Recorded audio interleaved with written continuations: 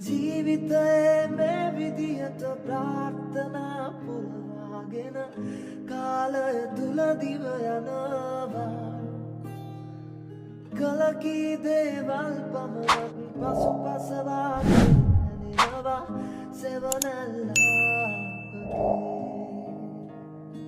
Hello everyone, welcome to my channel. ඔන්න ඉතින් පොරොන්දුන විදිහටම මම වෙඩින් බ්ලොග් එකක් ගෙනහවා.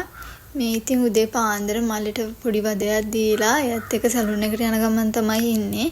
බලමු සැලූන් එකට ගිහිල්ලා ඩ්‍රෙස් කරලා මගේ අවුට්ෆිට් එක කොහොමද කියලා.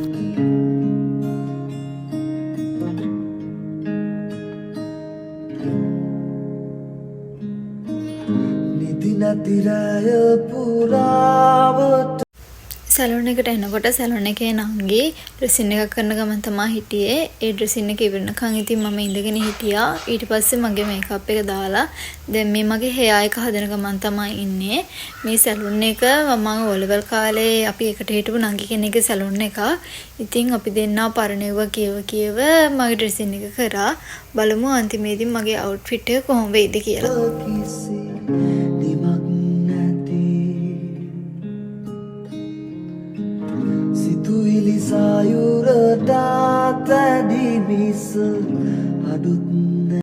ළමයි මේ තියෙන මගේ ෆයිනල් ලුක් එක. ඇත්තටම මං හිතපු මං කියපු විදිහට මෙයා මාව ඩ්‍රෙස් කරා.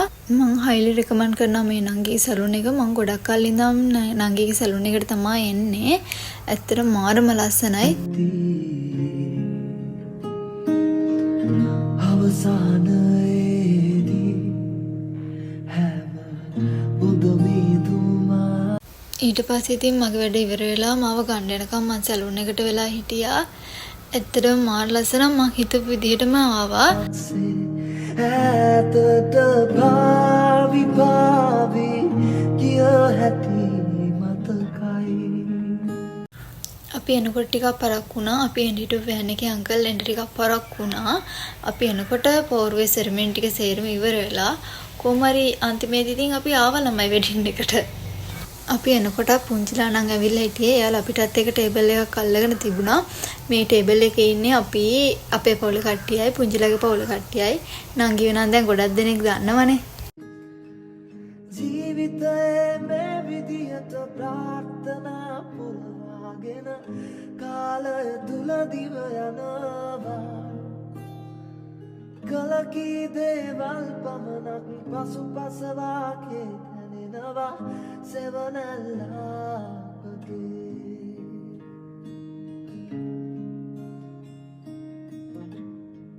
මේ හොටෙල් එකේ එළියවිව් එකත් හරිම ලස්සනයි.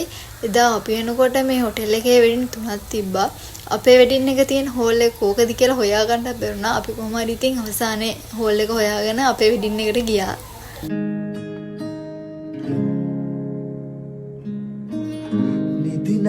වෙඩින් එකට ඇවිල්ලා ඩාන්ස් කරේ නැත්නම් වැඩකුත් නැහැ. දැන් මේ තියෙන්නේ කාලා බීලා වැඩ සේරම ඉවරලා ඩාන්ස් කරන වෙලාව.